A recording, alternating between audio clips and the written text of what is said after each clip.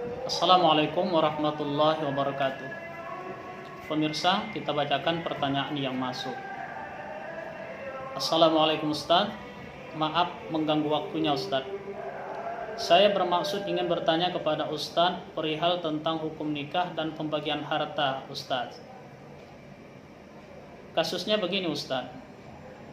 Keponakan saya laki-laki baru saja menikah, dan qadarullah setelah lebih kurang 7 hari pernikahannya, Allah memanggil keponakan saya Ustaz. Yang ingin saya tanyakan adalah mengenai pembagian harta yang dimiliki oleh keponakan saya tersebut, di mana keponakan saya juga masih memiliki ibu kandung. Dan apakah ibu kandung dari keponakan saya tersebut memiliki hak waris dari harta keponakan saya? Dan jika ada, berapa bagian untuk ibu kandung almarhum? Dan bagaimana jika ada uang asuransi seperti BPJS dan uang dari sumbangan-sumbangan? Apakah menjadi hak total untuk istri almarhum atau ibu kandung almarhum Ustaz? Dan segala hutang yang dimiliki almarhum, apakah menjadi kewajiban istri ataukah ibu kandung dan saudari-saudari almarhum untuk melunasi hutang-hutang tersebut? Sebelumnya mohon maaf jika pertanyaannya kebanyakan Ustaz. Sebelum dan sesudahnya saya ucapkan terima kasih. Akhir kata, wassalamualaikum warahmatullahi wabarakatuh. Waalaikumsalam warahmatullahi wabarakatuh. Pemirsa, kita ubah saja urutan pertanyaannya untuk lebih memudahkan.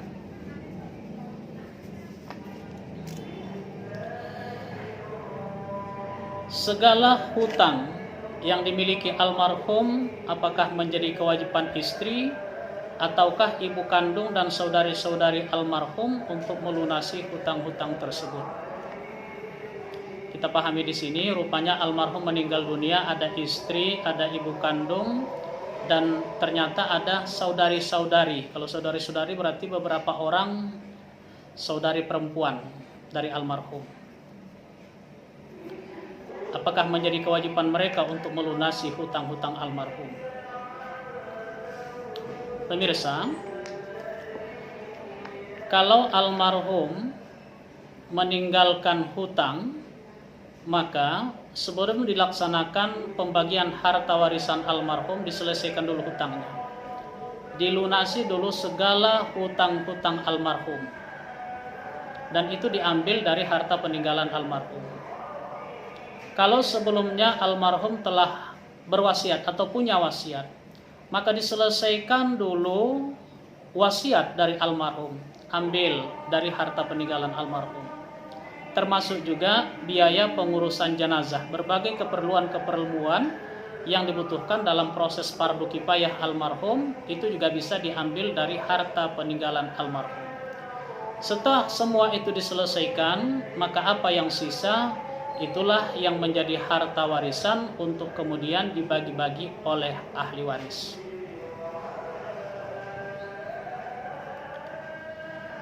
Dan bagaimana jika ada uang asuransi seperti BPJS dan uang dari sumbangan-sumbangan? Apakah menjadi hak total untuk istri almarhum atau ibu kandung almarhum Ustaz? Faraid hanya membahas harta warisan atau tirkah. Harta warisan atau tirkah itu adalah harta yang dimiliki oleh seseorang semasa hidupnya, dan harta itu tetap bertahan sampai orang itu telah tiada. Jadi kalau almarhum semasa hidupnya punya harta, kemudian setelah ia meninggal dunia harta itu masih bertahan, maka itulah yang menjadi harta warisan atau yang disebut dengan tirkah. Maka ini terikatlah pembagiannya menyesuaikan dengan ketentuan faraid. Sedangkan harta-harta yang muncul kemudian setelah ia meninggal dunia, apakah itu asuransi atau sumbangan-sumbangan lain, maka itu tidak menjadi pembahasan dari faraid.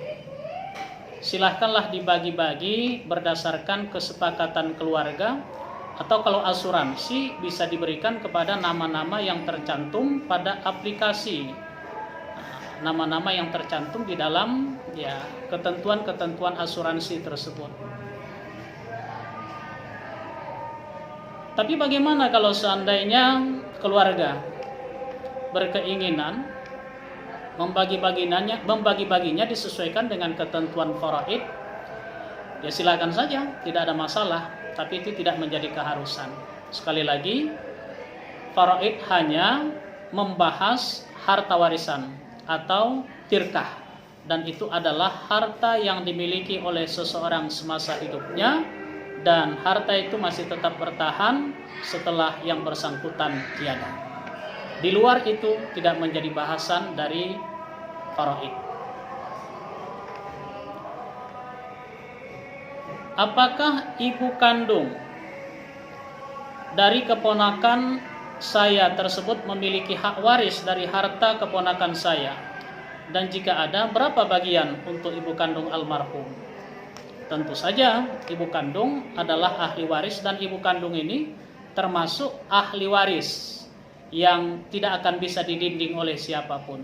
Ada 5 ahli waris yang tidak bisa didinding, tidak bisa terhijab, pasti mendapatkan harta warisan, dan salah satunya adalah ibu kandung. Almarhum meninggalkan ahli waris istri, maka istri mendapatkan 1/4 karena almarhum tak punya anak. Kemudian ibu mendapatkan hak 1/6 dari harta warisan almarhum. Mengapa? Karena almarhum rupanya punya 2 orang saudari perempuan. 2 orang saudari perempuan mendapatkan bagian 2/3 dari harta warisan. Kita pahami bahwa saudari yang dimaksud di sini adalah saudari kandung.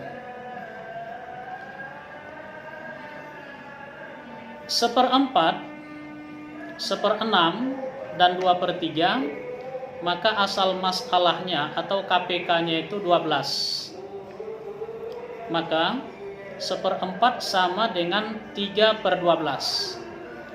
1/6 sama dengan 2/12.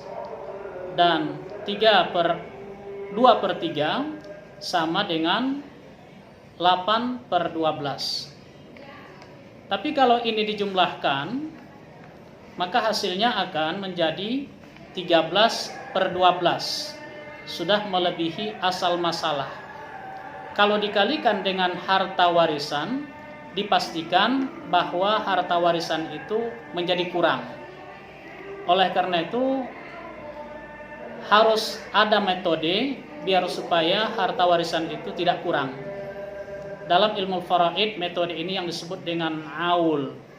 Artinya, pembilang dari 3/12, 2/12, dan 8/12, pembilangnya itu dijumlahkan.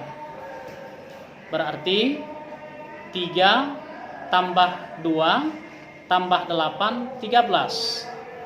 Dan jumlahnya itulah yang kemudian dijadikan penyebut atau angka pembagi.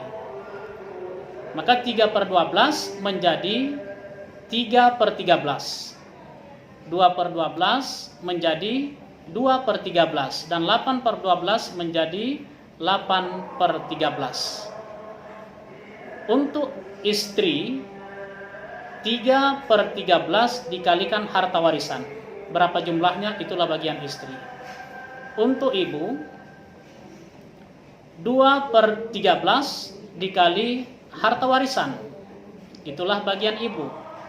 Sedangkan untuk saudari-saudari perempuan dari almarhum, 8/12 dikalikan harta warisan. Berapa jumlahnya? Itulah bagian mereka.